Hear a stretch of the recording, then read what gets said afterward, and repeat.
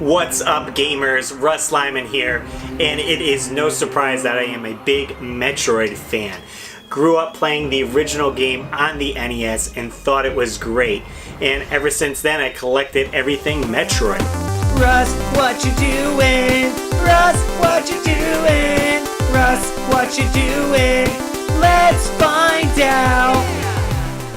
I started customizing controllers and systems, and when it came to the GameCube, I knew I wanted to model it after Metroid. Now I went with a color scheme here that kind of mimics Samus's armor with the orange, red, and green tones that are seen throughout her power armor. Very classic look. And all I ended up doing was ordering a decal of Samus's helmet on eBay, and I got a couple other graphics, a little Metroid that I put on the front of the console here, and I also got the Screw Attack logo to put in the back of the console. Even though you don't see it much at all, it's there and it's the subtle details. I also took the time to paint the inside of the GameCube. A lot of times when people customize them and you open up the disc tray, it's not painted inside. I did have to put a coat of wax though around the inside layer here because it was having trouble opening when you hit the button. But as you can see, it opens up fine now. And I didn't want to stop there. I have a wireless Waveburg controller that I wanted to match with the system, and I went with looking like Samus's Zero suit here with the color scheme with the blue and dark blue, and I put the Screw Attack logo on the front of the controller, and then on the battery back a little tiny Metroid there.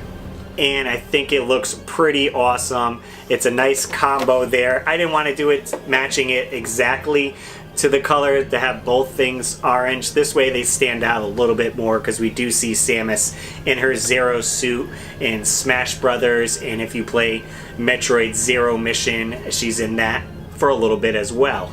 Now the original game, Metroid Prime, I've only played maybe a couple hours of, and I got stuck and never went back to it.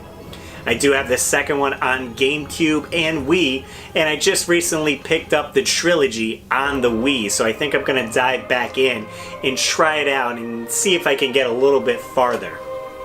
We're all pretty excited for Metroid Prime 4 to come out. Even though it's restarting, I think it's a better move. This way we get a game that we're going to enjoy in the long run, and not something that's just rushed out to put out a Metroid game. If you guys are curious on how the process went with me painting this, it's very similar to a custom Super Nintendo controller that I did. I'll leave a link above here and at the end of the video, and you guys can follow that for more of a step-by-step guide.